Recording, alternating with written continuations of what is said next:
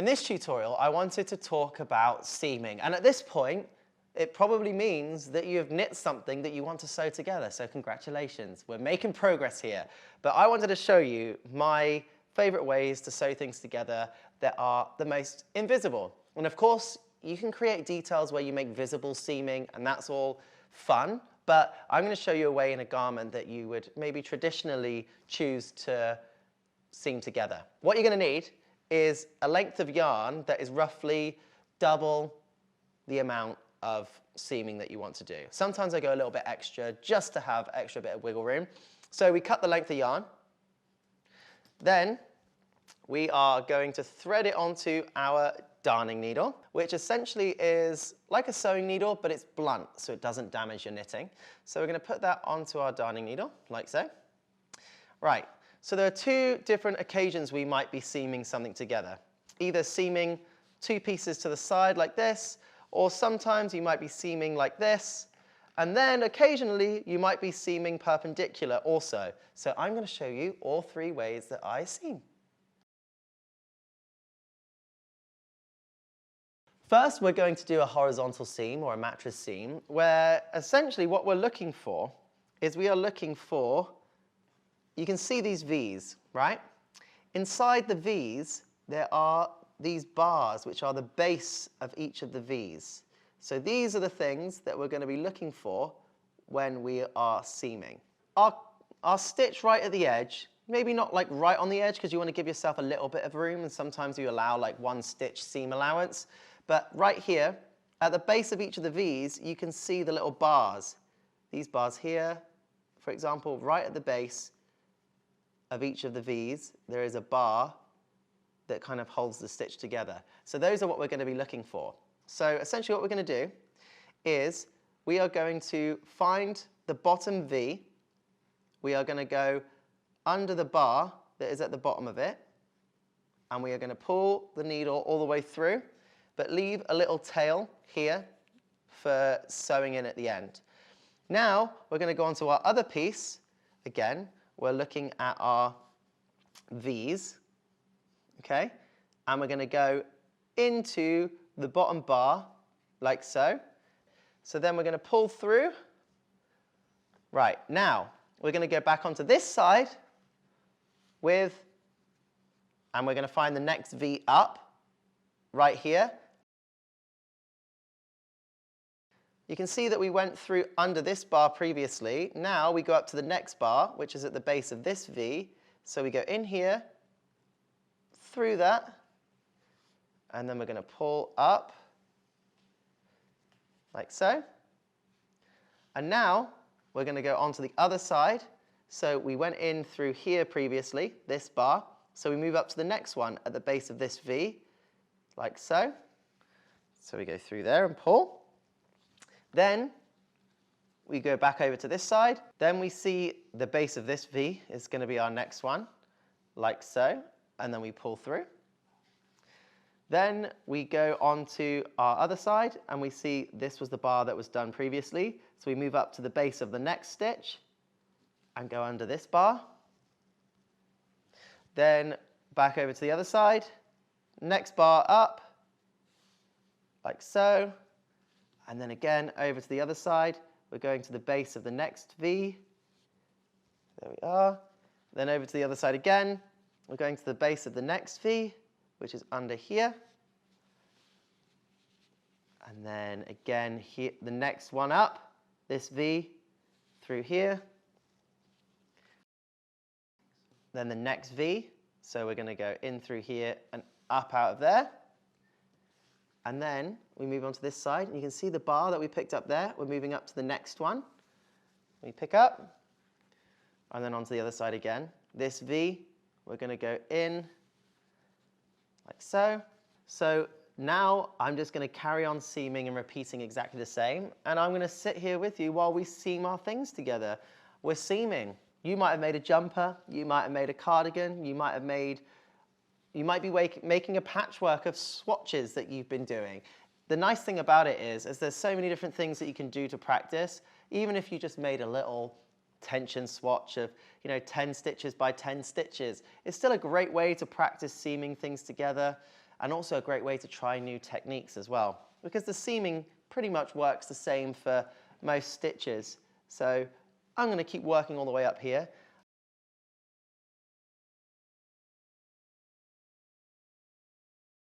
So I am nearly at the top of my swatches, and wait until you see the best bit. You know, I'm doing this in a contrast yarn, right? So you can see it pretty visibly, like, wait, why would I seam like this? Because there's like I can see what I've been doing. How is this invisible? So I'm going to get to the top of this and show you how amazing this version of a seam is. Okay, right, I'm going to stop there for now. Okay, so you can see where I've seamed all of those stitches, right? I've been going back and forth, wiggling up those bars, but now I'm going to hold both ends of where I've been seaming and get ready for this. Get ready. I'm going to pull, and the yarn is going to disappear, and now we have our invisible seam. Every time, I just bloody love it. Look at it. It's so satisfying to just pull it and then it disappears and then you've got that seam. You wouldn't even know. If you turn it over, you can. And this is where you can see where the stitches have been seamed together. But you can barely see the fact that that's a contrast yarn and you can barely see it, like, at all. That is quite some invisible seam, that. So I've shown you the vertical seam. Now I'm going to show you the horizontal seam. So we're going to seam these two pieces together. So to do that, I'm going to take this yarn out. Two separate pieces again. Whoa, magic. Okay, so now what we're going to do is we're going to seam these two. Let's do two cast off edges together. So we have a cast off edge here and we have a cast off edge here, and we are going to seam it horizontally. It's not going to look as invisible as the vertical seam, but that's because you have to imagine this was going to be in a yellow yarn. But you could also do it in a contrast color because I think it kind of looks cool. We've got the right sides facing up. We're going to get all the tails out of the way so that they're not. So you've got the right sides facing up. This is where we want to seam, right? And you can see that the V's are going this way here. V, V, V, V, V, V's. And this way, we're going V's down this way. V, V, V. You want to kind of line them up and go under. On the one down the bottom, I go underneath this V. So I'm going under the upside down V, like so, and through. And then on the other side, the V is the right way up, that I'm going to go underneath both legs and then pull it through, keeping this one out of the way. Then I'm going to go back to this side where I'm going to go underneath the V that's upside down and pull it through. Then I'm going to go back to this top edge where I can see the next V that's the right way up and go underneath both legs, like so. Then I'm going to go to the bottom and have the mirrored V where you can see this V is going to match up with this V, but it's going to be upside down. So you go underneath those bars, like so. Now we go back to the top edge, and you can see this V, which is going to click in here, go underneath both those bars, and you can see it's starting to make more of the same stitches. So now you can imagine this like edge is like a mirror. So on the other side, you've got the V that's upside down. So you're going to go under both of those legs of the V that's upside down. Then you go back onto the other side and you see the V. We're going to go under that V, like so. And now we're going to go back to the bottom bit and we're going to go under both legs of the upside down V. And then we're going to go back to the top and we're going to go under the right side V, like so. Now we're going to go back again. As you can see, we've started to follow, go underneath the V, and then you go back under the upside down V. And you're following that pattern all the way along. So you've got we've gone underneath the right side up V, then we go down under the upside down V, and then we go back up here. So we've gone under those two legs, so now we go under the next two legs across. And then the same for this next bit under here. We've gone under those two legs, So now we go under the next two legs, like so. Then same up here, upside down, through, under these two. And by now you can kind of see the flow of it, and it should kind of just align and match up to where it looks like it's just following on from the fabric. And this is one that you don't end up pulling tight. So it's one that is going to seam things together and kind of give a really, if it was all in yellow, you wouldn't be able to see where it was being seamed, because it makes it look like the fabric is just is continuing on. There we go. And then we're going to go under these two. And then we're going to go under the next two legs. Then we're going to go under the V, under the next two legs, under the V, under the next two legs, which is the last one on this side, and then the last stitch on that side. And there we have it. That is our horizontal seam. So here you can see the contrast yarn is mimicking the knit stitches, and it's connecting the two pieces of fabric together in a way that is making it look like there is knit stitches just all on top of each other. So if this was in yellow, you wouldn't be able to tell where the seam was. So far you've seen vertical seam, we've done horizontal seam, but now what happens if you've got a sleeve and you've got a piece of body and you need to do a perpendicular seam? Now, these can be slightly fiddly, getting the right stitch ratio, because sometimes the stitches versus the row count might be different, so it might be a little bit wonky and you might need to skip some stitches, but I'm going to show you the principle of being able to do a perpendicular seam. So, see this V here? Obviously, usually we go in the regular side V, but for these seaming together, we're going to go in the upside down one, so it continues the loop. So we're going to go upside down V.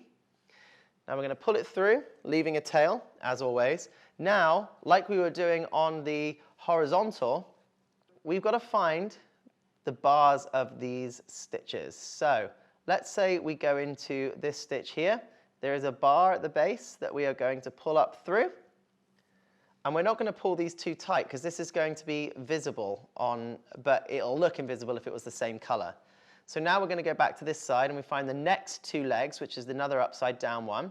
We're going to go through here and pull it through. So we're kind of combining the horizontal and the vertical seam at the same time to create the perpendicular. So we've done what we were doing for the horizontal seam, and then on this side we're doing what we did for the vertical seam. So we find the next bar and we go in through it and up.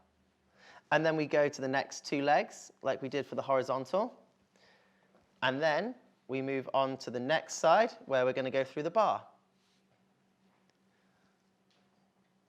Now we go underneath where we're going to go through the next two legs.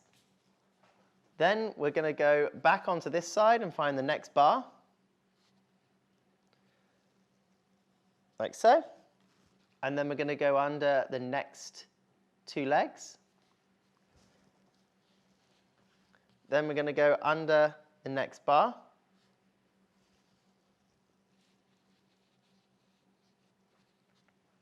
Now we're going to go under the next two legs.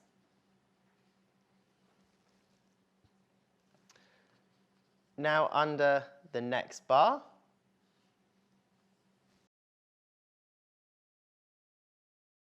So now you can see on this perpendicular one, you can start to see where we're creating, basically it looks like another row in this fabric, but it's also connecting to the fabric that's going the other way. So we're going to go again under here, we're going to find a bar, we're going to go under the bar, and then we're going to go under the next two legs, like so. And we'll just continue that all the way across. And like I was saying before, the scale and like the tension gauge will be different for these two pieces. So for example, you would then work out, or it would say in the pattern, how many stitches you would continue with these bars before you might have to skip one. So for example, let's say to make it match to the end, you might then need to skip one bar and go up to the next one to make it match. Then we're going to go under the next two legs on this one. And then we might have to skip a leg and go under here. And that way, it will make it so that it actually matches up with the fabric without distorting it. But you can work all the way along. It's basically you do the horizontal on this piece, on the cast-off edge, and on this side, because it's a vertical edge, you go under a bar, like so. And you can see it's creating this seam. It's attaching the horizontal to the vertical, so it's another way to be able to seam your projects together. The seaming stage is honestly one of my least favorite things to do because I like the repetition of knitting and being able to keep my hands busy doing the same thing over and over again. And I know there's part of that happens with seaming, but for me, the part of knitting that I enjoy most is the ability to be able to just sit and switch off and just have that meditative state where I'm just like knitting, knitting, knitting. But you know, there is something fun about seaming also. So it's when everything finally comes together. I haven't done this before, but I want to see what it looks like when you actually pull it tight. Okay, so this has actually worked out quite nicely. So I pull this quite tight, and now it's created this seam where you don't actually see any of the pink, and it is invisible. And I think for this perpendicular, it works.